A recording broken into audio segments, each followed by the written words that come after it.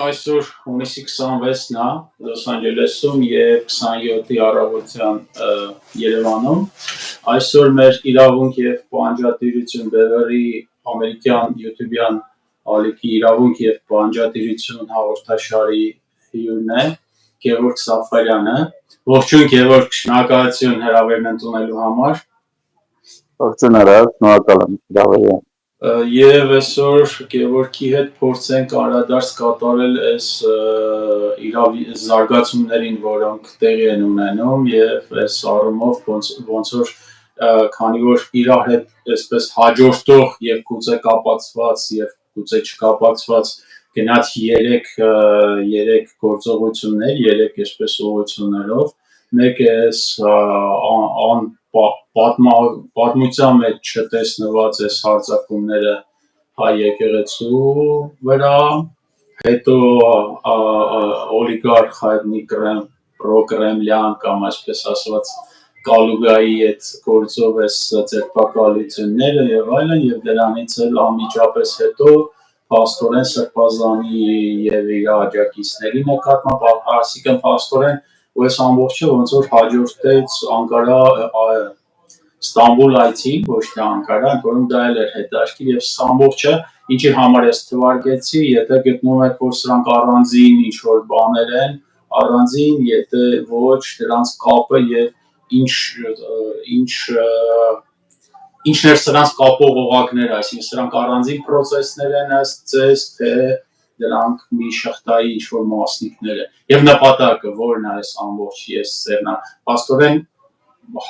մի տեսակ ամբողջ ֆրոնտով այդ քաղաքացիական պայմանագիր կոչված այդ քեմալական որջը իր կիսամոլագար ղեկավարի առաջնորդությամբ անցել է հերթական ինչ որ թիրախների, որոնք ինչ որտեղ միասին նույն ուղղության վրա են, ինչ որտեղ նաև բավականին տարբեր։ Խնդրեմ Գևորգ, ձեր ընդհանուր նկարագիրը սիրալի։ Այս պրոցեսների կապող օղակը դա ռուս-թուրքական հանձնում ընդունում է տարածաշրջանում։ Եվ երբ որ Նիկոլ Փաշինյանը այցելեց Էրդողանին, ում ինքը համարում է արդեն տարածաշրջանի նոր տիրոջը, այցելեց հարցնելու համար, թե ինչ է ուզում, ինչ է Սուլթանը պահանջում իրենից։ Եվ ես հիշեցնում, որ երկդարձի ճանապարհին,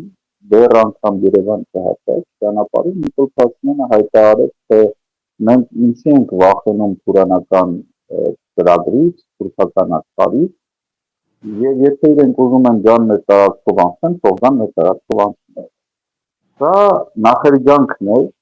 Սյունիքով միջանց տրամադրելու եւ ամենայն հավանականությամբ Էրդողանը իրենից պահանջել էր, որ նա այդ միջանցքը տրամադրի։ Հիշեցնեմ, որ Թուրքիան հեղինակների ընթացքում միշտ թիրախավորել է Հայաստանի հարաբերությունների մեջ թիրախավորել է երկու սուբյեկտ, դա հայկական շտյոքն է եւ հայ առաքելական եկեղեցին։ Այսինքն Թուրքիան անընդհատ պահանջել է, որ Հայաստանը որպես պետություն դիստանցվի շտյոքից, ասելով, որ հայ-թուրքական հարաբերությունների հիմնական խոչընդոտը շտյոքն է, եւ պահանջել է, որպեսզի հայ առաքելական եկեղեցին հնարավորինս հեռու մնա հայ-թուրքական հարաբերություններից, իհարկե այստեղ առաջնային պահանջը դա ցեղասպանություն հրաժարվելն է, որովհետև այս հարցի արտացումը տեղի ունի թե Թուրքի կողմից, թե եկեղեցի կողմից։ Մենք պետք է հիշենք, որ հայ առաքելական եկեղեցին աշխարհում հանդիսանում է շատ բարձր հեղինակություն ունեցող կառույց, որովհետև ըստ էության աշխարհի առաջին քրիստոնյա եկեղեցին է։ Հիշեցնեմ, որ երբ որ Հռոմի Պապը այցելեց Հայաստան, նա առանձնապես ասաց, որ ինքը այցելել է առաջին քրիստոնյա պետությունը։ Ինչպես նաև կաթոլիկ եկեղեցու կողմից նարեկացում սրբացնելու գործընթացը մենք տեսանք, որ բավականին մեծ խուքով տեղի ունեցավ եւ նույնպես առանձնակի ընդգծվեց հայ առաքելական եկեղեցու դերը։ Այսպիսի բարձր հեղինակություն ունեցող կառույցը իհարկե Թուրքիայի համար խոչընդոտ է եւ որպեսզի այդ խոչընդոտը վերացվի, թուրքական հրահանգով Նիկոլ Փաշինյանը հարձակվել է հայ առաքելական եկեղեցու վրա։ Ես ուզում եմ առանձնակիորեն ընդգծել, որ Նիկոլ Փաշինյանը Գարեգին բրի հետ որևիցե խնդիր չունի, որովհետև երբ որ ինքը եկավ իշխանության, նա նկարվում էր Գարեգին բրի հետ, մեկնաբանություններ էր գրում, որ սա դարակազմիկ ինչ-որ տիեզերական նկար է, որովհետև ես և Գարեգին բեն և այլն և այլն։ Այնինչ նա շատ լավ գիտեր, ով է Գարեգին բեն և իդեպ այստեղ նրա կողմից այդ անհեթեթ թեզի առաջ տանելը, թե Գարեգին բեն կույս է հանդիսանում, թե կույս չի հանդիսանում, սա անհեթեթություն է։ Այդ մարդը սերտ ուրեմն կապեր է ունեցել նախկին ռեժիմի հետ, ընդհուպ իրեն թույլ է տվել իր հոտին ուղղորդել ընտրությունների ժամանակ, ասել գնացեք ընտրեք այս մարդուն կամ այն մարդուն։ Այսինքն, եթե մենք խոսենք հայ առաքելական եկեղեցու մաքրելու մասին, ապա նման գործընթաց չի գնում և Նիկոլ Փաշինյանը նման գործընթաց չի գեներացել երբեք։ Նա շատ լավ իմանալով, թե ինչեր է արել այս տարիների ընթացքում այդ մարդը, շատ լոյալ էր, ոչ մի խնդիր չուներ, սակայն այսօր ըստ իրեն առաջացել է մի անհեթեթ խնդիր, ստիգել է Գարեգին բեի պուսությունը, սա ընդամենը անհեթեթ խելագար մարդու հորինված պատրվակ է, որպեսզի վարկաբեկի հայ առաքելական եկեղեցին։ Ինչ վերաբերվում է ձերբակալություններին, մենք տեսանք հերթական անգամ այդ կենսական կոմիտե կոչվող կառույցի անհեթեթությունները, դա իդեպ որ երրորդ դեպքն է արդեն, ինձ համար դա սովորական է դարձել, ինչ-որ մարդկանց ուրեմն համարում են ահաբեկիչներ, ներխուժում են այդ մարդկանց տները, հայտնաբերում են օրենքով սարքելված առարկաներ, այդ թվում նաև զենք, որը օրինական է, մարդիկ գնացել փամուսից ձեռք են բերել, և այս ամենը ներկայացվում է, որ իրենք հայտնաբերել են մի առհավիտ ուրեմն տիեզերական հանցագործություն են բացահայտել, և հանրությունը միանգամից արձագանքում է Ինտերնետ կոմիտեի տարածած ուրեմն տեսագրությունների և ֆոտոների մեջ, առանձնացնելով այն փաստաթղթերը, որոնք գրված են հենց զենքի կողքը, այսինքն զենքն է և զենքի լիցենզիան իրար կողքը դրած։ Հիշեցնեմ, որ ժամանակին, երբ որ նույն կենսական կոմիտեն մեզ էր ձերբակալում, ուրեմն մեր տներից հայտնաբերվում էր սոդա, հայտնաբերվում էր հացի դանակ և այլն, և այս ամենը նկարագրում են կարծես մի մեծ ուրեմն հանցագործություն են բացահայտել։ Նաև ես միանգամից հիշեցի մեր տանխուզարկությունը, երբ մեր բակից գտել են երկու ամրան, այսպես տեսած արմատուղ է, կտորն է, երկու կտոր, արգրավել էին դա, և դուրս գալուց, երբ որ բակից դուրս էին եկել և հարևանները արդեն հավաքվել էին, ցույց էին տվել այս ամրանի կտորները և ասել են, այ տեսեք, թե մենք ինչ ենք գտել։ Եվ հարևանը արձագանքել է, թե իմ ավտոտնակում այդպիսի ամրանի կտորներ բազմաթիվ կան, եկեք ինձ ձերբակալեք։ Եվ այստեղ կենսական կոմիտեն մի ֆոտո է տարածել, որը պայուսակ է, և պայուսակի մեջ 10 սանտիմետրանոց տարբեր տրամաչափի ամրաններ են։ Ամենայն հավանականությամբ դա պատկանում է ինչ-որ անձի, ով որ զբաղվում է այդ ամրանների մատակարարման բիզնեսով և իր հաճախորդներին ցույց է տալիս, թե ինչ տրամաչափի ամրան է։ Եվ ահա այս պայուսակը այսպես ցույց են տալի և ՔՊ-ական ամբողջ այդ ուրեմն տաղանդարների թիմը տարածում է, թե տեսեք ինչ են գտել, և հարց առաջանում, թե ինչ է գտել։ Սրան նախ նշեմ, որ տվյալ գործողություններին նախորդեց Նիկոլ Փաշինյանի արդեն նախապատրաստումը հանրությանը, որ պիտի լինեն ձերբակալություն։ Այսինքն ակնհայտ է, որ սա քաղաքական պատվերով ուրեմն իրականացված ձերբակալություններ են, որից հետո Նիկոլ Փաշինյանը լինելով վարչապետի պաշտոնը զբաղեցնող անձ, ինչպես նաև իր թմի մի շարք անձի, ովքեր պատգամավորներ են, կառավարության ներկայացուցիչներ, սկսեցին հայտարարել, որ տվյալ անձին, ում որ ձերբակալել են, հանդիսանում են ահաբեկիչներ։ Սա ուրեմն մարդու անմեղության կարգավարկածի կոպտագույն խախտում է, և նրանք դրա մասին շատ լավ գիտեն։ Երբ որ ժամանակին Ալեն Սիմոնյանի հարազատների նկատմամբ հարուցվել էր քրեական գործ, եւ падգամավորներին հարցնում են, թե ինչ կարծիք ունեք այս ամենի մասին, падգամավորները պատասխանում են, որ իրենք չեն կարող նախաքննության վերաբերյալ կարծիք հայտնել, որովհետեւ դա կլինի նախաքննության ուղղորդում պետական պաշտոնյայի կողմից։ Սակայն այս պարագայում մենք տեսնում ենք, որ նրանք շռայլորեն ուրեմն տարբեր ձևակերպումներ են տարածում, ահաբեկիչներ, հանցագործներ եւ այլն, առանց մտածելու այն մասին, որ դրանով իրենք ուղղորդում են նախաքննությունը եւ ընդհակառակը նման ուրեմն նպատակ ունենալով։ Մենք պիտի հասկանանք, որ քրեական իրավունքում ամբողջ այդ բուրգը, ամբողջ այդ կառուցվածքը փլուզվում է, եթե խախտվում է մարդու անմեղության կանխավարկածը։ Ինչպես իշխանությունները անմեղության կանխավարկածը խախտել են դեռ մինչև քրեական գործի հարուցումը կամ մինչև մարդկանց ձերբակալը։ Որոշ մարդիկ Հայաստանում, այդ թվում նաև այդ ՀՊ-ին կցված սազանդարներ, ովքեր իրենք համարում են իրավունքի եւ օրենքի դիակագով, սկսեցին օգնել այդ ամենին իշխանություններին, որոշ մարդիկ հիշեցին Տասիս Սամոյի ով լինելը, որ փորձելով արդարացնել, որ եթե Տասիս Սամոն այդ ռուսական իշխանությունների ներկայացուցիչ է, ապա կարելի է նրա նկատմամբ ապօրինի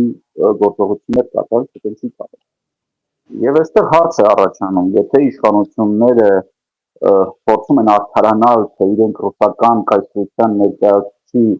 նկատմամբ այսպիսի գործողություններ են կատարել, ապա այդ նույն ռուսական կայսրության ներկայացուցիչները ազգային ժողովում նստած են։ Այդ նույն ռուսական կայսրության ներկայացուցիչները ամբողջ կառավարության տարբեր օղակներում նստած են, այն կարկառուն անձինք, ովքեր եղել են Սերժ Սարգսյանի օգնականներ կամ Սերժ Սարգսյանի կառավարության տարբեր պաշտոններ, նրանք մնացել են այս պաշտոնին եւ մի բան էլ պաշտոնի բարձրացում են ստացել։ Այդ նույն ռուսական կայսրության KGB-ի ներկայացուցիչ Նիկոլ Փաշինյանն նշանակեց ԱԱԾ-ի ուրեմն ղեկավար ժամանակին Վանեսյանին։ Հա նույնը նախկինների ներկայացուցիչ Օսիպյանին նշանակեց Օսիպյան Ալթաևը։ Այսինքն այս մարդը ռուսական կայսրության հետ որևիցե խնդիր չունի։ Եվ ինքն էլ է հանդիսանում ռուսական կայսրության ուրեմն բաղկացուցիչը։ Տարածաշրջանում ընդհանուր, եթե ընդհանրական հարցը քննարկենք, վաղուց արդեն գնում է ռուս-թուրքական հանձնում ընդունում եւ այդ հանձնում ընդունումը սկսեց Արցախից։ Ռուսները Արցախը հանձնեցին թուրքերին եւ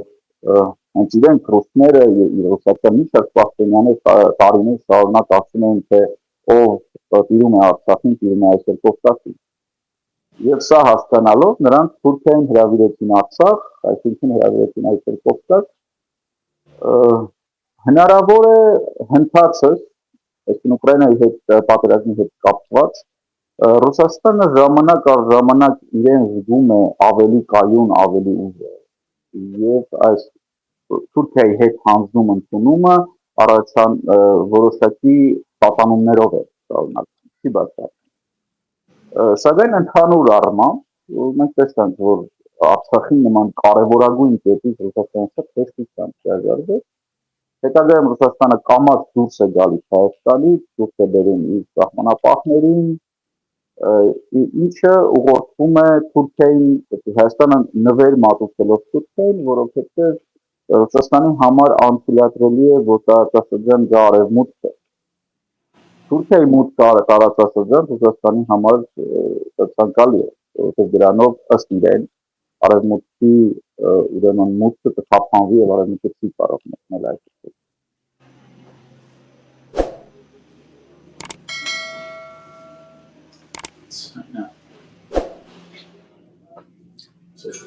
Այսքան է հարցի շուրջ, եթե այլ հարցեր կան։ Հա, այստեղ Գևորգ դուք սկսեցիք շատ նենց համապարփակ էր, բայց շատ կարևոր դուք սկսեցիք միտքը, որ ռուս-թուրքական ընդունում հանձնման process է գնում եւ դրա этаպներից է, որի հետ ամբողջությամբ համամիտ եմ, ուղղակի այստեղ շատ հետաքրքիր է, թե ինչու տեսեք ռուսները զոհաբերեցին այդ կարևորագույն կետը, որի մասին Արցախը, որի մասին դուք դեռևս 19 թվին շատ հստակ եւ ուղիղ ասել էիք, որ հաջորդ քայլը դա է լինելու 19 թիվ։ Բայց հետաքրքիր է փաստորեն, որ նայում ենք Տաշիր Սամոն կամ Կալուգայի Սամոն կամ բիլիոներ Սամվել Կարապետյանը, նույն վեհապար Կարեգին Պեն, նույն Սրբազանը ի վերջո շարժման են ընթացքի վերջը արդեն ցույց տվեց, թե ուր էր գնում, այսինքն այդ բոլորը ռուսական ազդեցության կամ ռուսական տիրույթներում կամ ռուսական հովանավորության անձիկ էին եւ այստեղ հանրության մեջ այդ բանն է հատկապես սազանդարների հետ բանը որ ճոխ ներկայացնում են ոնց էս նայում որ փաստորեն Ռուսաստանը հանձնում է հերթով իր հավատարիմ կամ իր շրջապատի կամ իրան ենթակա անձանց հերթով զոհաբերում է մի կիսամոլագար խելագար, այսինքն որն է այս բանը, որ կարող են պարզապես մարդու ըստ էության համենայնդեպս հրապարակված բանով դե կաթողիկոսը ոչ մի ձայն չի հանում, այն Սրբազանի շարժումը տեսանք ինչ անփառունակ ընթացք ունեցավ եւ ի վերջո եթե արտարամիտ նայենք ընդամենը Սամվել Կարապետյանը ասել էր, որ մեր ձևով հարցերը կլուծենք։ Մեր ձևով հարցեր լուծելը կարող է լինել, չգիտեմ, հանդիպման առաջարկը կամ մի հատ հայտարարություն է։ Ով է ասել, որ մեր ձև ասացի մեջ քրեական էլեմենտ կա, էլի։ Այստեղ հիշեցի ձեր տոնածառի գործը, որ տոնածառն էին դարձրել գործիք բանի։ Այսինքն ոնց է լինում, որ սրան մենք տեսեք ասում ենք Կրեմլի ենթակայության գործակալ եւ այլ ոնց է լինում որ Մոսկվան հանդուրժում է այս իր շրջապատի իր տիրույթի մարդկանց հերթով այսպես ոտատակ տալը սա թատրոն է թե աշտենենկան է սա եղել որ ամբողջ ճովին Էրդողանին է ենթարկում խնդրեմ այստեղ Նիկոլ Փաշինյանը ընդհանրապես կա մենք խոսում ենք ռուս-թուրքական հանձնում ընդունելն իսկ ինչպես է լինում, որ ռուսական գործակալները այդպես ուզում են, լինում է միշտ այդպես կայսրությունները իրենց ուրեմն նպատակների համար միշտ պատրաստ են զոհել իրենց ենթականերին։ Ինչպես նաև այդպիսի մի ենթակա, որը Հայաստանում փառաբանում է Հայաստանը Թաթարստան դարձնելու գործընթացը, այսօր հայտնվեց Բաքվի բանտում եւ այդ զոհողությունը նույնպես ռուսները արել։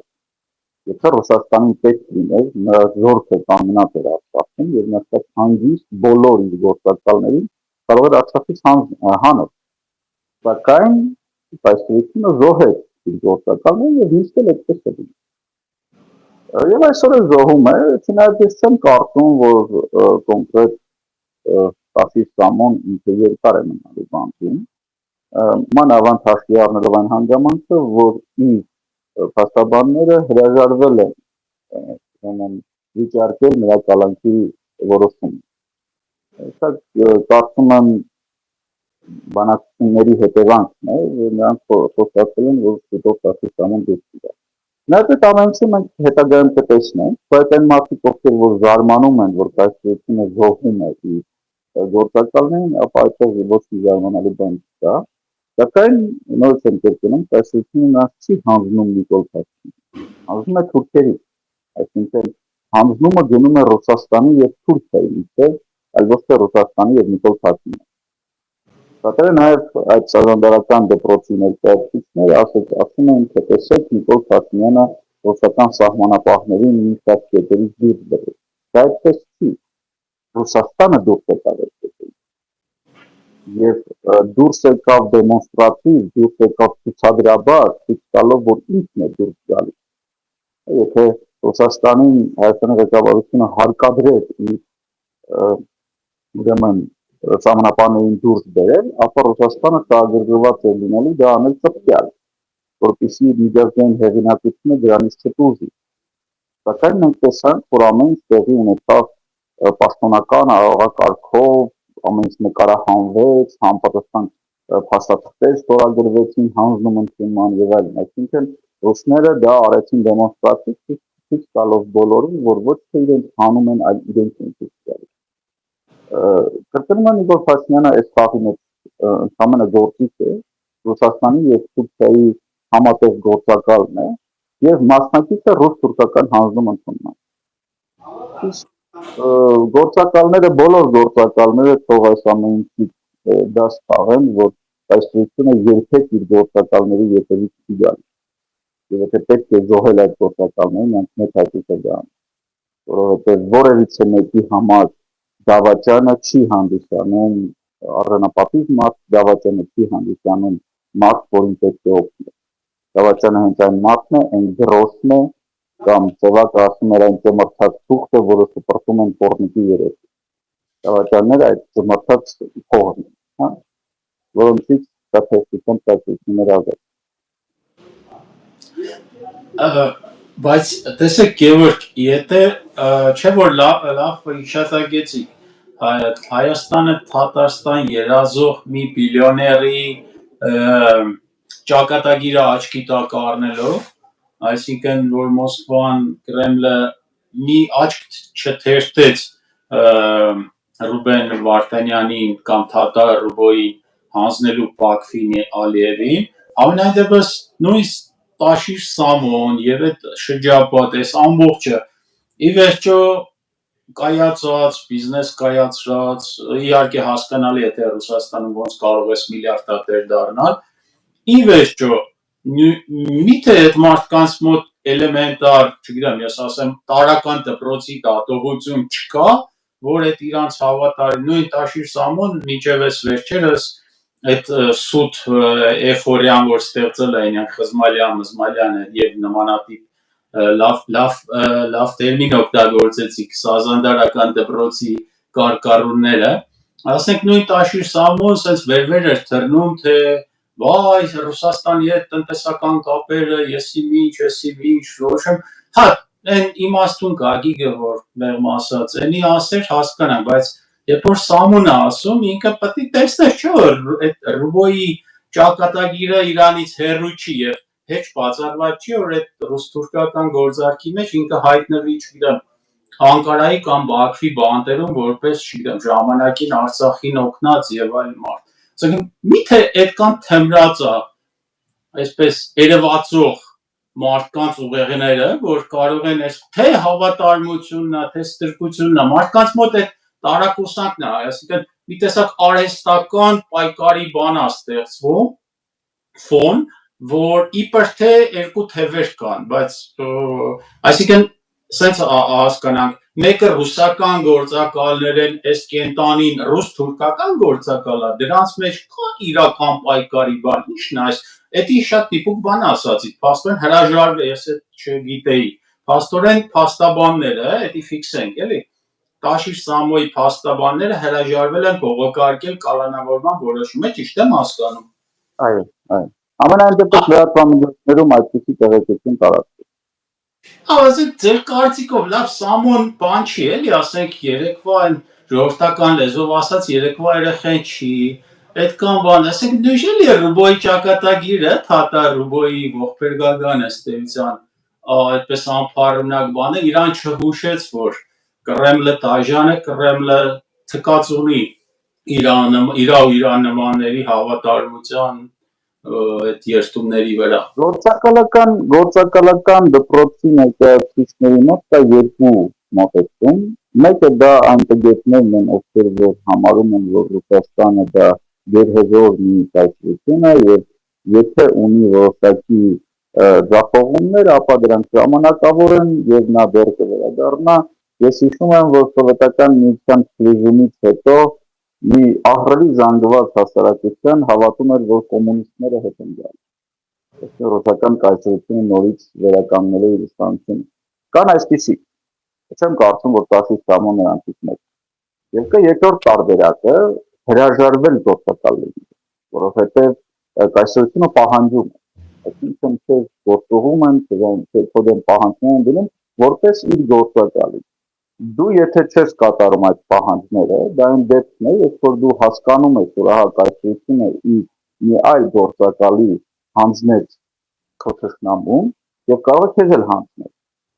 Բայց այդ պարագայում դու պիտի դադարես գործակալ լինելուց, իսկ դա շատ ավելի մեծ պրոյեկտ է, մեծ գործողություն է, քան Հայաստանն է, այսինքն Տաշիր Սամոն պիտի հրաժարվի ըստեյության ամբողջ ռուսական բիզնեսից, երևի թե նաև ֆիզիկապես փախնի Ռուսաստանից, որովհետև հակառակ դեպքում նրան միանգամից երթակալ են եւ չի բացառում, որ նա բանտից այլևս դուրս չի գա։ Բայց հիմի նման ուրեմն խոշոր որոշումներ ամեն մեկը չէ, որ կարող է կայացնել, շատերը այդ գործակալներից հույս ունեն երևի թե, որ իրենք չեն այն մարդը, որին կայացությունը հանձնելու է։ Եվ դրա համար այսօր Հայաստանում բազմաթիվ ռուսական գործակալներ ակնհայտորեն պրոռուսական քաղաքականության քարոզություն են տանում, անգամ ասելով, որ Հայաստանը պետք է դառնա ուրեմն միութենական պետության կազմի, օրինակ Ռոբերտ Քոչարյանը նման կոչեր է անում, այսինքն այս մարդիկ այո մի կողմից չեն խրատվում, մյուս կողմից երևի որոշները չեն կարողանում կայացնել այն հիմնական որոշումը, որ պետք է դուրս գալ գործակալի փաստավճարից, բայց դա շատ կարևոր որոշում է կյանքում, երևի թե չեն կարողանում։ Շատ լավ, Գևորգ, իսկ սրա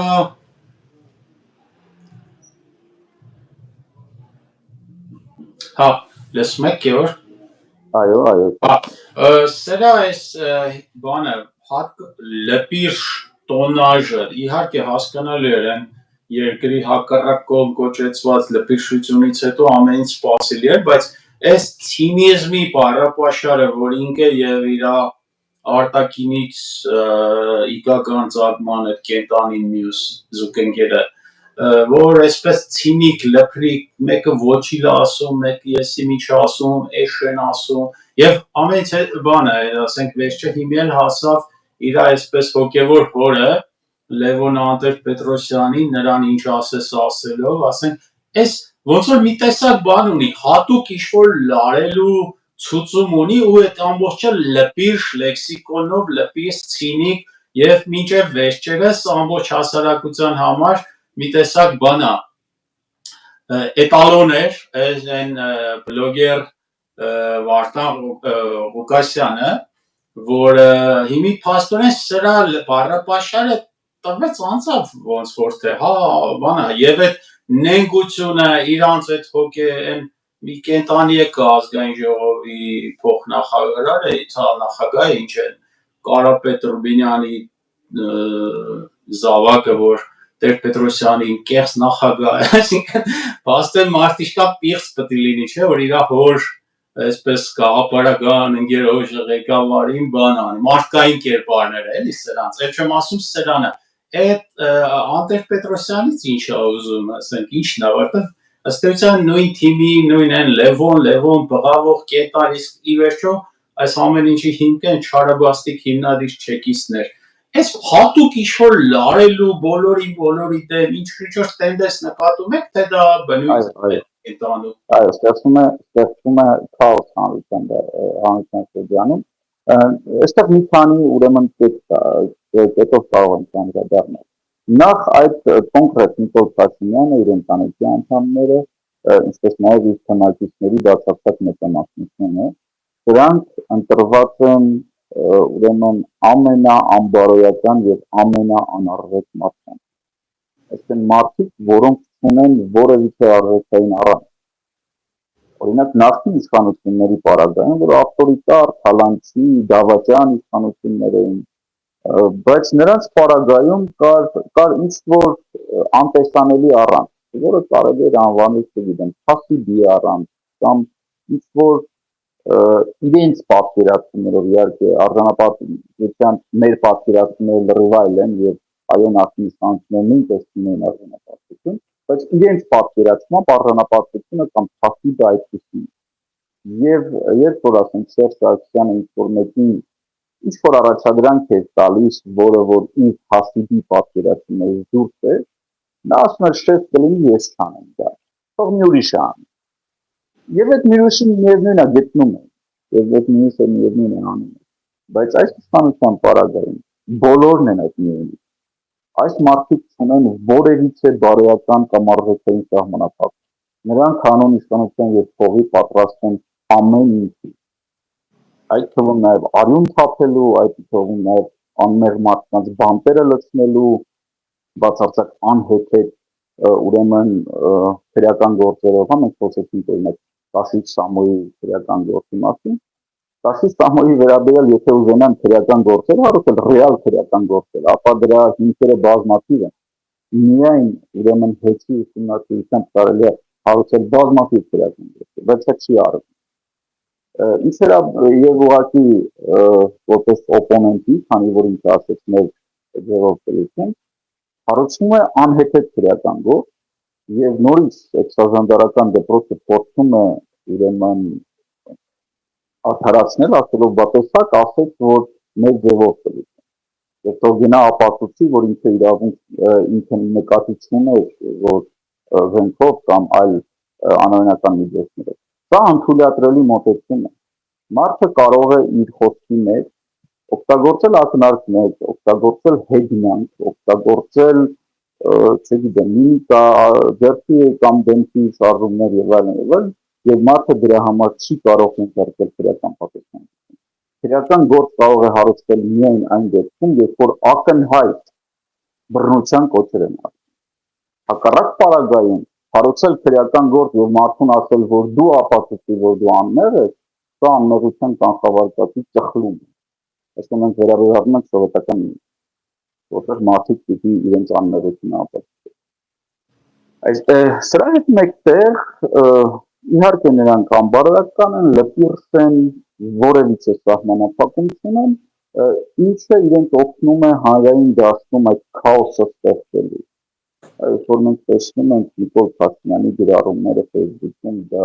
լպիրսության գագաթնակետն է եւ ընդհանուր հասել է սեռական օրգանների ցուցադրման առաջարկների, սա ինչ ամենավատ երազում մենք չենք կարող պատկերացնել, որ պետության ղեկավարը կարող է այդքան լպիրս լինել եւ այդքան սանձարձակ լինել։ Այսպես են լինում այն ամենավերջին կլասի պետությունների ղեկավարները, մեր անկումը հասել է ամենավերջին։ Սակայն, քանի որ մենք ունենք այսպիսի իշխանություններ եւ այսպիսի ուրեմն պետության ղեկավար, այսինքն դրան ունակ պետության ղեկավար, նրանք այդ գործիքը օգտագործում են հանրային դաշտում քաոս ստեղծելու համար։ Եվ այստեղից կարելի է ենթադրել կամ կասկածել, որ Նիկոլ Փաշինյանը պատրաստում է հերթական խոշոր ուրեմն հանձնումը, ըստ իս կարող է լինել հենց Սյունիքի մի ցանց, որի մասին ինքը արդեն ակնարկեց թուրքական աշխարհին ճանապարհան Սովգենյան։ Եվ որպեսզի այդ ուրեմն խոշոր զիջումը կարողանան հնարավորինս անցնցում անցկացնել, նրանք ստեղծում են հանրային դաշտում հանրության համար թամաշա, հանրության համար քննարկման առարկաներ եւ փորձում են դա անել հնարավորինս շատ, որպեսզի այդ նմանատիպ որոշումները այդ քաոսի մեջ հնարավորինս կորեն եւ հանրության ուշադրությունը չկենտրոնացվի այն մեծ զիջումների վրա, որոնք տեղի են ունենում, քանի որ իրենք տեսան, որ որոշ դիրքեր, երբ որ իրենք ուրեմն տավուշում զիջեցին, հանրությունը մեծ արձագանք ունի։ Իսկ Սյունիքի միջանց զիջելու պարագայում ամենայն հավանականությամբ այդ արձագանքը ավելի մեծ պետք է լինի։ Եվ որպեսզի այդ արձագանքը չկումուլացվի, չկենտրոնացվի եւ չդառնա քաղաքական պահանջ, նրանք հանրության համար ստեղծում են քաղաքական քաոս։ Եվ այդ քաոսը ստեղծում են իրենց լպիրշության կիրառմամբ։ Եվ այստեղ նաեւ հետաքրքիր է այդ քնի պատգամավորների եւ այլ անդամների դիրքորոշումը, որոնք երևի թե պիտի ամաչեին իրենց ղեկավարի նման լպիրշ վարքագծի եւ փորձեն գոնե անկյուն մտնել, որպեսզի հանրության համար իրենք չերևան, այնինչ մենք տեսնում ենք հակառակը։ Այդ մարդիկ պատգամավորներ, կառավարության ներկայացուցիչներ լայնորեն տարածում են Նիկոլ Փաշինյանի լպիրշ գրառումները, իրենք էլ մեկնաբանություն են ավելացնում այդ գրառումներին։ Այսինքն այդ շեքին ծառայելու մոտեցումը այս մարդկանց մոտ ընդգրկված է։ Անգամ հիշեցնեմ, որ մի պատգամավոր, թպեական պատգամավոր նախագիծ էր բերել ուրեմն ազգային ժողով, դեպ այդ նախագծին կառավարությունը եւ ԹՊ-ն նախապես տվել էին իրենց հավանությունը, խոսքը գնում է ուրեմն հարուստների երեխաներին բանակ ստանելու մասին, Սակայն երբ որ նրանք տեսան, որ հանրությունը ընդվզում է այդ նախագծի դեմ, հենց այդ նախագիծը բերող պատգամավորը հրաժարվեց իր նախագծից, ասելով, որ այդպիսի հրահանգ է իրեն տվել Նիկոլ Փաշինյանը։ Պետականության տեսանկյունից սա անհեթեթ է, քանի որ վարչապետը նշանակվում է ազգային ժողովի կողմից, այսինքն նույն այդ պատգամավորների կողմից, եւ վարչապետը այդ պատգամավորներին հաշվետու պաշտոնյա է։ Իրենք պիտի վարչապետի եւ կառավարության առաջադրանքներ դնեն եւ պահանջեն, որ նրանք ձան հաշվետվություն ներկայացնեն, թե այդ առաջադրանքները իրենք ոնց են կատարել։ Այնինչ մենք տեսնում ենք, որ իրենք հայտարարում են, որ վարչապետն է իրենք առաջադրանքներ տա։ Սա նշանակում է, որ մենք ապրում ենք բացարձակ միապետական երկրում, որտեղ վարչապետը իշխում է եւ կառավարությունում, եւ ազգային ժողովում, եւ կարող ենք մեծ համոզումով ասել, որ նաեւ դատական համակարգի նկատմամբ, որտեղ մենք տեսնում ենք, որ վարչապետը կարող է դատական համակարգում կարևորագույն պաշտոնյաներին SMS-ով գործից ազատել։ Այն պարագայում, որ ինքը իրավասու չէ դատական համակարգի նկատմամբ որևիցե ազդեցություն ունենալու։ Բայց ինքան ցածրեց, ասեք այո, ես եմ պահանջել, որ այդ մարդիկ դերական տա։ Այսինքն ակնհայտ է, որ մեկ անց Հայաստանում իշխանությունը բաժանված է 3 թևի։ Դա դատական համակարգն է, դա օրենսդիր համակարգն է իդեմես պարլամենտի, եւ դա գործադիր համակարգն է իդեմես կառավարության։ Եվ այս 3 ճյուղերը գտնվում են մեկ անձի իրապետության տակ։ Փոքրիկ բացառություններով կարող է 1-2 դատավոր չընդհանրեն։ Այդ սրանք փոքրիկ բացառություններ։ Եվ գնալով ինքը փորձում է ամրապնդել իր իշխանությունը, նաև հարվածելով եկեղեցուն, նա փորձում է նաև դրանց օգտվելով իր իշխանությունը հաստատել եկեղեցու նկատմամբ։ Այսինքն հանել այս կաթողիկոսին, դնել իրան լոյալ կաթողիկ, հասկանալով, որ եկեղեցու ազդեցությունը հայ հանրության վրա շատ մեծ է։ Այսինքն այս մարդը գնում է ամենատոտալ կառավարման բոլոր պաշտոնական եւ ոչ պաշտոնական լծակները փորձելով հավաքել իր։ Իսկ Գևորգ, այս պարագայում ըստ էության իր գործողությունները ակնհայտ է բոլորն էլ այդ դեսպանատները, որոնք Երևանում կան, միջազգային կազմակերպությունները, Human Rights եւ այլն։ Մի տեսակ համատարած լռություն է այդ, այսպես ասեմ, արևմտյան ազատ աշխարհի ներկայացուցիչների կողմից, որոնք, ասենք, ինչ է կարծում, դա հենց այդպես է պետք է լիներ, համարելով, որ դա ձեր ներքին գործն է, գնացեք ում ընտրել եք, ոնց ընտրել եք, որը մեր հենց բևեռի ներկայացուցիչներին շատ ժամանակ հարցադրում արվում է, որ եթե դեմ եք, փոխեք այդ իշխանությանը, ներսում բան արեք, թե դա բան է, աննորմալ երևույթ է, նույն հենց Միացյալ Նահանգների դեսպանատունը ոստիկանական ուժերին հսկայական, տեխնիկական եւ այլ օժանդակություն տվեց եւ այսօր այդ նույն ոստիկանությունը դարձել է ճիպոտի գործիքի, բռնության գործիքի,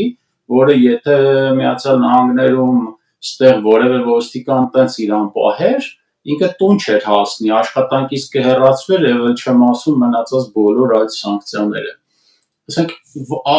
ինչու՞մն է կայանում, որտեղ հասարակության մոտ մի տեսակ sense տպավորություն է, որ այս ամբողջ չէ, սուտ արեց սազանդարական դպրոցով բանով, ներկայացվում է, որ դե լավ է, այսինքն հակառուսական, եսի ինչ մի հատ դիմակ է հագնում, այդ ժամանակ մոռանում են, որ 88 անգամ, չգիտեմ, Մոսկվա չոքել է Պուտինի առաջ եւ այլն, եւ այս լռությունը, այս ընկալումը, այդ նույն դեսպանատունը ամերիկյան հունիսի 12-ի հետ կապված, այսպես ըստ էության մեղադրական բան ժողովրդի նկատմամբ, որ պետք է զսպվածության կոչ էր անում կամ եսիմինչ, ինչի է այսօր այս ամեն ինչը նայում, որ ռուսական գործակալներին են գտնում դրա համար, թե ինչն է այս, նորմալ է դա համարում այս լռությունը։ Նայ, պատասխանը ինքը այսպես բազմասերտ է տվել հարցի պատասխանը։ Այդ դուք ասեցիք, որ եթե ԱՄՆ-ին ոստիկանները ընտրվեց պահեն, ապա չեն հասնի իրենց աշխատավարձ։ Սակայն ԱՄՆ-ն միանգամից չէ, որ այդպիսին է դարձել։ ԱՄՆ-ում ոստիկանները ժամանակին իրենց շատ ավելի բաներ են թույլ տվել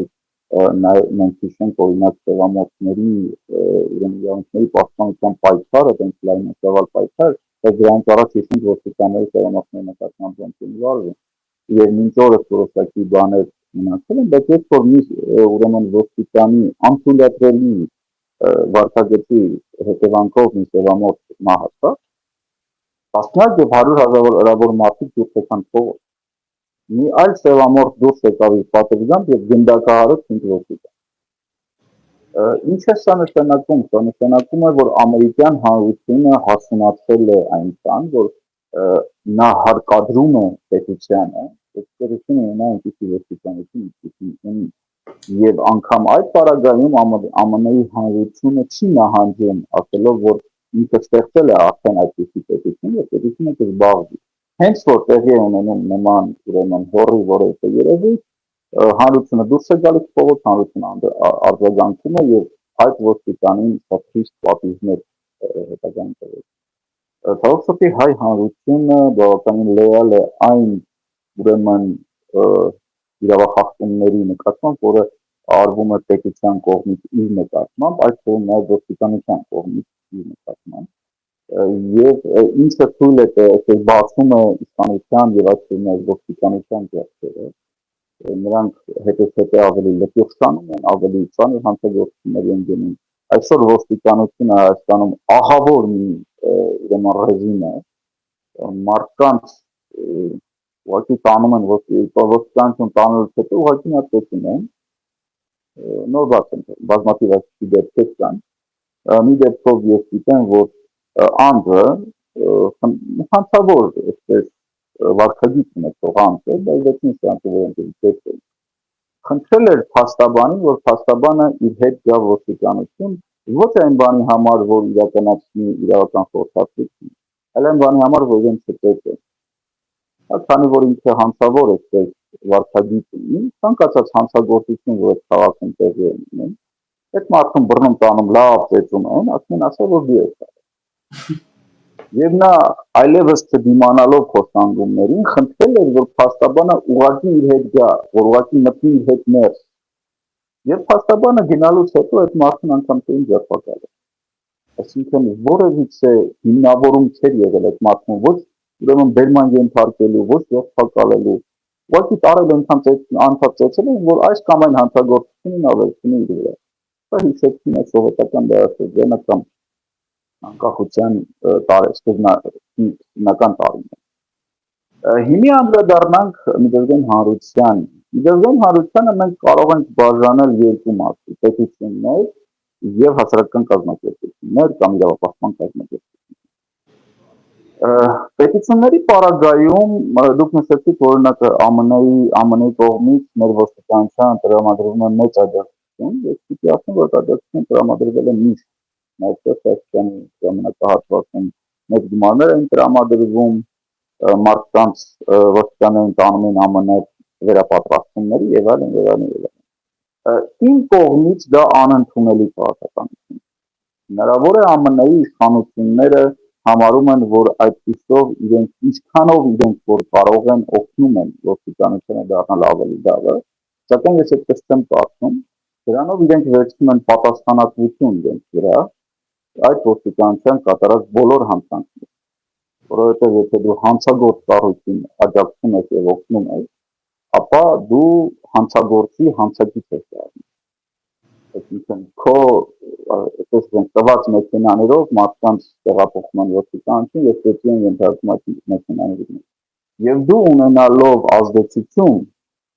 այդ պետության վրա, այդ կառույցի վրա, որովհետև դու ես ֆինանսավորողը, ես փորձում քո ազդեցությունը անգամ փոքր-ինչ կիրառել,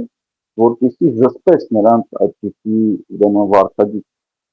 Ես կարծում եմ, որ այո, ԱՄՆ-ի դեսպանատները եւ ԱՄՆ-ի կառավարությունը կրում են պատասխանատվություն իրենց կողմից ֆինանսավորվող եւ իրենց կողմից բավականին այսպես գովազդվող Հայաստանի ոստիկանության կատարած հանցագործությունների համար։ Իսկ վերաբերում է հասարակական կազմակերպություններին միջազգային, ապա նրանցից որոշները արձագանքում են եւ իրենց զեկույցներում գրում են նաեւ առանձնակիորեն շեշտելով ոստիկանության կողմից կատարված գործողությունները մանավանդ հավաքների նկատմամբ կատարած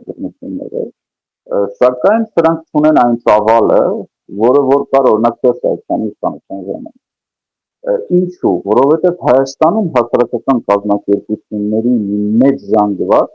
դարձել են իշխանության հանցագործությունների խոսողներ կամ առնվազն լրողներ։ Իսկ միջազգային հասարակական կազմակերպությունները միշտ հետևում են մեր պետական հասարակական կազմակերպությունների արձագանքներին։ Մենք տեսնում ենք օրինակ, որ մարդկանց վրա ոստիկանությունը նռնակներ է նետում, բազմաթիվ վիրավորներ են, մարդիկ վնասվածքներ են ստացել, սակայն այդ հասարակական կազմակերպությունները որևիցե արձագանք չեն։ Մենք տեսնում ենք բազմաթիվ դեպքեր, երբ որ ոստիկանությունը խոստանգում է մարդուն, մի քանի դեպք անգամ մեկ ամսվա ընթացքում մի քանի դեպք տեղի ունեցավ, երբ որ ոստիկանությունում ծեծի ենթադրեցին այն փաստաբաններին, ովքեր որ գնացել են իրենց պաշտպանյալի իրավունքները պաշտպանել։ Եվ սա հասարակական սեկտորի հասարակական կազմակերպությունների կողմից արձագանք ըստ էության չի ստանում։ Ես մի հանդիպման ժամանակին ներկա եղա, որտեղ որ ներկայացվեց, որ ոստիկանությունը այսպիսի խոստանգումներ, այս դեպքերը, ինչից հետո ոստիկանության ներկայացուցիչը եկավ այդտեղ հանդիպմանը մասնակցեց եւ փոխանակ ոստիկանության ներկայացուցիչների դեմ դրվեն այս հարցերը, դրվեն, որ այդ կողմից կան խոստանգումներ, այլ ոստիկանները իրենց թույլ են տալիս մեքենաների վրա կրակել։ Այստեղ երկու դեպք եղավ, որ մեքենան այսպես չէր ենթարկվել ոստիկանի կանգնի հրամանին եւ շարունակել էր երթը, հետևից կրակել է։ Վտանգելով իհարկե եւ այդ մարդու կյանքը եւ այնտեղ գտնվող այլ հանրապետության հրապարակում կրակում են մեքենայի վրա։ Այդ գնդակը կարող է գտնել մի անմեղ երեխայի անձ։ Այս հարցերը բարձրացնելու փոխարենը բարձրացնեն հիմնարար հարցեր, օրինակ ոստիկանական զորքերի վարքագիծը կամ այդ զորքերի առկայության նպատակահարմարությունը եւ այլն, այնտեղ բարձրացնում են հարցեր, թե ինչի ոստիկանը ամրագոտին մեքենան վարել։ Հասկանում եք, այսինքն հասարակական սեկտորը ինքը բավականին լուռ է եւ նաեւ իրենց միջազգային գործընկերներին չեն տրամադրում այն տեղեկությունները, որը իրականում տեղի են Հայաստանում։ Սակայն դա արդարացում չէ, այո, եւ նույնպես դատապարտող դիրքորոշում ունեն, թե ժողովրդավարական եւ իրավական պետությունների ներկայացուցիչների վարքագծի վերաբերյալ եւ թե իրավապաշտպան կազմակերպությունների, այսինքն տեսնել այն ամենը, ինչը որ տեղի է Հայաստանում հնարավոր չէ։ Դա հնարավոր է միայն այն դեպքում, երբ որ դու չես ուզում։ Շնորհակալություն Գևորգ, այս շատ կարևոր էր այս դիտարկում, որովհետև էական կոնտրաստ կա, որովհետև այն ինչ որ այսօր BWR-ը իրականացնում է լոբինգային գործունեություն Վաշինգտոնում եւ նաեւ հիմա Եվրոպայում, ընդ որում օգտվելով առիթից եւս մեկ անգամ հորդորեմ մեր բոլոր աջակիցներին իրենց ֆինանսական աջակցությունը բերեն BWR-ի լոբինգային գործունեությանը, որովհետև էական կոնտրաստ կա, այն ինչ որ լսում են BWR-ի ներկայացուցիչները Վաշինգտոնում եւ եվրոպական մայրաքաղաքներում, եւ այն ինչ որ իրանց կառավարությունները լսում են իրենց դեսպաններից, մասնավորապես հենց ձեր ասած օրինակը, երբ որ ամերիկյան հարկատուի փողերով տրված ոստիկանական մեքենայով բռնություն է ենթարկվում ոստիկանը եւ դրանից հետո հիշեցնեմ հենց հարգարժան Միացյալ Նահանգների դեսպան դեսպանին, որ հունիսի 12-ից հետո հայտարարության մեջ այսպես բան կար ժողովրդին հանդուրժողական լինելու եւ օրենքի շրջանակներում լինելու եւ նաեւ կոչ կար, որ investigation հետաքննություն ենթարկեն այդ հունիսի 12-ի դեպքերին։ Հիմա հենց կակրած առիթն է, այսպես հենց որ այս նույն այսպես կոչված հեղաշրջման բանի տակ սրբազանն է, արդյոք նույն Միացյալ Նահանգների դեսպանը իր քաղաքական, ռազմաքաղաքական գծորդները կուզենան ներգրավեն եւ որ այս հետաքննությունը լինի արտարացի, անարդար եւ օբյեկտիվ, ոչ թե կիսամոլագարի ուղղորդած թելադրած SMS-ով ի վերջո պետք է դեսպաններն էլ պատասխանատվություն կրեն իրանց եւ այդ դոնորները, որոնք իրանց սխալ մեսիջներ են ուղարկում Վաշինգտոն եւ այլ մայրաքաղաքներ։ Այս մասով էլ շատ խնդիր կա, որ փաստորեն հայ մարդուն, հասարակ մարդուն մոտ տպավորություն է ստեղծվում, որ հենց նույն ամերիկյան հարկատուն ինչի պետք է ինքը ֆինանսավորի մի կիսամոլագար թուրք-ռուսական գործակալի ենթակա մեսենջերով ղեկավարվող ոստիկանության եւ դա ֆինանսավորվի ամերիկյան հարկատուի հաշվին։ Ինչու՞։ Այս սրա ռուսական գործակալները Հայաստանում դա շատ լավ ուրեմն տարածում են այն հանգամանքը, որ խնդրեմ նայեք տեղի ունեցավ ոստիկանության կողմից բռնություն, բայց Ամերիկայի դեսպանը կարելի ասել ընդունեց իշխանությունների կողմից։ Այսինքն Հայաստանում գտնվող ռուսական գործակալների թիմը շատ լավ օգտագործում է այդ լռությունը արևմտյան դեսպանատների կամ նրանց պաշտպանությունը իշխանություններին նրանց պետությունների դեմ, ասելով, որ այս ամենի պատասխանատուն արևմուտքն է։ Այնինչ մենք տեսնում ենք, որ Հայաստանի ոստիկանության վարչագիծը արևմտյան ոստիկանության վարչագիծ չէ, այլ հենց ռուսական ոստիկանության վարչագիծ։ Այո։ Տեսնում ենք, որ Հայաստանի իշխանությունների այս ավտորիտար վարչագիծը արևմտյան երկրների վարչագիծը չէ։ Բայց քանի որ նրանք լռում են, Հայաստանում ռուսական պրոպագանդիստական կենտրոնները կարողանում են դա վերագրել արևմուտքին եւ իդեպ սրան նաեւ աջակցում են սազանդարական դպրոց։ Նրանք ամեն ինչ անում են, որպեսզի ներկայացնեն, թե այս իշխանությունները արևմտյան թեքում են, իսկ ռուսական գործակալական ցանցը ասում է, այո, դուք ճիշտ եք ասում։ Նրանք արևմտյան են, դրա համար նռնակ են նետում մարդկանց վրա։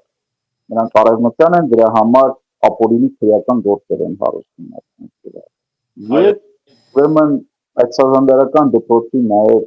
ներկայացուցիչ գործունեության հետևանքով հանրության մի սպառ զանգված հավատալ, որ այո, սրանք արևմտյան ուղղվածություն են եւ այո, արևմտյան ուղղվածություն ունեցող պետություններում այսպիսի քրեական գործեր են հարուցվում, մարդկանց պետք են, ջախում են եւ այլն։ Այսինքն նրանք օգնում են Ռուսաստանին խաբել հայերին։ Եվ սա շատ կարևոր, որովհետև այդ մեդիա դաշտում հենց այդ սազանդարական ձեր ասած դպրոցը օժանդակում է հենց հակաարևմտյան մոտեցումներին եւ ազատ Հայաստանում այս սազանդարական դպրոցների հայտնի գիտենք, չէ՞, ով ինչեր ում միջոցով ինչ ֆինանսական խողովակներ ա գնում, եւ սրանք յուրաքանչյուր այդ ֆինանսական հոսքերը պետքա եւ դեսպանատները իրանց ֆինանսավորող դոնորային կառույցները զգաստանան եւ հատկապես կենտրոնական բանկը, որը շեշտում է կենտրոնական բանկը այսօր դարել այդ կիսամոլագարի գործակալը ինքը օրենքով լրիվ անկախ լինելով կենտրոնական բանկի խորհուրդը եւ խորհրդի նախագահ անձնական պատասխանատվություն են կրում այս վալյուտային այդ խոսքերի նկատմամբ այսպես անկանոն անվերահսկելի իրավիճակի համար։ Գևորգ անչափ հետաքրքիր է շատ այլ հարցեր կարող ենք քննարկել, բայց մեզ հուշում են, որ ժամանակը սպառվել է, ուղղակի օգտվելով առիթից վերջի հարցներ տամ, կարող շատ սահմանափակ, բայց ընդհանուր չեն կարող ձեր կարծիքը ուզում է իմանալ նաև այս չգիտեմ անցած թե չանցած որ ոնց որ հրադադարային իրավիճակա Իրան Իսրայել հակամարտության ից ավելի շատ մեր շահերի տեսանկյունից, որտեղ չգիտես ինչու մեր հասարակության մեջ թե Հայաստանում, թե ստեղ, թե Սփյուռքում այլ տեղերում մի տեսակ, չգիտեմ, կարող է սխալվում եմ զգացողություն սա, թե մի քիչ պրո-իրանական, այսպես մոլաների համար, այսպես մեծ տառապանքներ ապրող զանգվածներ կային, էլի, ասենք շատ այդքան արժեր արդյոք ընկալում, այսինքն մեզ ինչ տվեց սա խոշոր հաշվով եւ մեր հասարակության մոտեցումը հանրային կարծիքի, արդյոք ադեկվատ է այն իրավիճակին, որ այդքան սրտաճմլիկ մոլաների համար են ցավում, երբ որ Իրանը գնում քվեարկում է իսլամական համաժողովին, ասենք 300,000 ադրբեջանցիների Հայաստան գալու համար Իրանը եւս իշքան գիտեմ կողմ է։ Շատ կարճ դրան էլ անդրադառնանք ու եզրափակենք։ Բազմաթիվ անգամ հարցնում են, թե մեր այս բախտի մեջ ինչ է լինելու։ Իմ պատասխանը մեկն է, ինչ էլ լինի, մեզ համար լինելու է վատ, որովհետև մենք չունենք պետություն։ Մենք պետություն, որը կարող է ունենալ այնպիսի դիքտատորում, որը այս կամ այն սցենարի պարագայում բխի Հայաստանի Հանրապետության շահերը։ Պետք է համար ցանկացած դեպքում վարձը լինի։ Ինչ վերաբերում է ինքնին կոնֆլիկտին, սա երկար քննարկելու հարց է, եւ երկու բառով հնարավոր չի պատասխանել։ Պետք է այսպես հստակ տարանջատել Իրանում գործող ռեժիմը եւ Իրան պետությունը իրար։ Այո, Հայաստանի համար շատ օգուտ կլիներ, եթե Իրանում ուրեմն պետական կառավարումը կարգեր փոխվեն եւ Իրանը գնար արդեն ավելի հանրապետականացման, դա կբխեր Հայաստանի Հանրապետության շահերից եւ ինչքան Իրանը գնա դեպի արևմուտք, դա բխում է մեր երկրի շահերից, ինչքան նրանք իրարից հեռանում են, դա մեր պետության շահից չի բխում։ Ինչ վերաբերում է կոնֆլիկտին, դժվար է այստեղ հստակ կանխատեսումներ անել, որովհետև մեր տեղեկատվությունը շատ քիչ է։ Ես կարծում եմ, որ սա հերթական սխալ որոշումն է Դոնալդ Թրամփի, թույլ տալ Իսրայելին հարձակվել Իրանի վրա, ինչը բերեց Իրանի ներսում հենց ատոմային գործարքներին վերաբերող փաստաթղթերից հրաժարվելուն, ՄԱԳԱՏԵ-ից հեռանալուն եւ արդյոք բերել է ուրեմն Իրանի ատոմի մշակման ուրանի մշակման ունակությունների խիստ փոքրացման, որ բերել է փոքրացման, դա միանշանակ է, բայց արդյոք օրինակ համապատասխան ուրեմն օբյեկտների ռմբակոծությունից առաջ Իրանը էվակուացել է այնտեղ գտնվող տարբեր սարքավորումներ, Իրանը ասում է, որ այո, այդպես է թե ոչ, եթե այդպես է, ապա ստացված վնասները շատ մեծ չեն։ Ինչ վերաբերվում է այդ մոլայական, ինչպես ասեցի, իշխանությունների հեռացմանը, ապա նման միջոցներով դա հնարավոր չի։ Որպեսզի Իրանում տեղի ունենա ուրեմն հեղափոխություն, այսինքն կառավարման համակարգի փոփոխություն, ապա Իսրայելը դրա ունակությունը չունի, ապա ԱՄՆ-ն պիտի լայնամասշտաբ մտնի պատերազմի մեջ, ոչնչացնի Իրանի տնտեսությունը, որը հիմնականում հիմնված է նավթի եւ գազի արտադրության վրա, հասցնի հարյուրավոր հարվածներ տարբեր գործարաններին, նավթահորերին եւ այլն, ինչի հետևանքով Իրանը տնտեսապես կստանանկանա, դրանից հետո հնարավոր է ժողովուրդը կարողանա ապստամբել եւ այնտեղ ինչ-որ մի բան ստեղծել։ Բայց մեկ-երկու օբյեկտին օդային հարված հասցնելը չի բերելու այդ արդյունք։ Այսինքն ստացվում է, որ ամբողջ օպերացիան ըստ էության Իրանի ուրեմն ատոմի հարստացման ունակությունները փոքրացնել է, նա չկարողանա դա անել։ Հնարավոր է նրանք հատուկ ծառայությունների տեղեկություններ ունեն եւ իրենց համար դա հապկետ է այդ ամեն ինչը անելու եւ չեն կարող ասել։ Բայց արդյունքը մենք տեսանք որոշակի ավերածություններ Իրանում, որոշակի ավերածություններ Իսրայելում եւ ըստ էության իրավիճակի արմատական փոփոխություն տեղի ունեցավ։ Բայց նույնիսկ պատասխանելով հարցին ուղիղ մեր համար ցանկացած սցենարը լինելու է վատ, որովհետև մենք չունենք պետություն լավ սցենարներ գեներացնելու համար։ Մենք պահում ենք այսպես մութ անկյունում կանգնած երեխայի նման, որը սպասում է, որ փողը բողը կավարտվի եւ ինքը մութ անկյունից դուրս կգա, ասի ահա եւ ես։ Բայց այդպես չի լինի։ Համաշխարհային փողոպողները միշտ ջարդվում են այն պետությունների գլխին, ովքեր որ փորձում են մութ անկյունում հագնել։ Աշխարհում չկան մութ անկյուններ։ Աշխարհում բոլորը ամեն ինչ գիտեն։ Եվ հնարավոր չի գնալ մի մութ անկյունում հագնվել, ինչեւ բոլորը իրար կտան գջարդեն կվերացնեն, հետո մենք դուրս կգանք, ասենք ահա եւ։ Գումարած քաոսը, որ ներսում ստեղծվում է, որի մասին այդքան խոսեցինք, Գևորգ, անչափ շնորհակալություն, շատ հետաքրքիր անդրադարձանք, իհարկե շատ հարցեր մնաց, հետո էլի որոշ ժամանակ հետո նորից կապի դուրս գանք։ Շնորհակալություն ձեզ, սիրելի հայրենակիցներ, խնդրում ենք նորից աջակցությունը բևեռին, հատկապես այսօր այս ամբողջ այդ շատ կարևոր թիրախ նշեց Գևորգը, որ մենք պետություն չունենք, եկեք ստեղծենք մեր պետությունը եւ այդ պետությանը պատվիրակենք բոլոր այն գործերը, որոնք որ պետությունը պետք է անի, որտեղ մենք այսպես խոսում ենք, այդ ամբողջը մնում է օդի մեջ, որովհետեւ պետության գլխին մի կիսամելագար է, այս թվում ինչ որ ռուսամետ թևեր կան, թուրքամետ թևեր կան, բայց չկա պետությունը, եկեք ստեղծենք այդ պետությունը։ Շնորհակալություն Գևորգ, լավ որ նորից կհանդիպենք։ Շնորհակալ եմ հրավերի համար, ձեզ նույնպես լավ։ Լավ որ եղեք։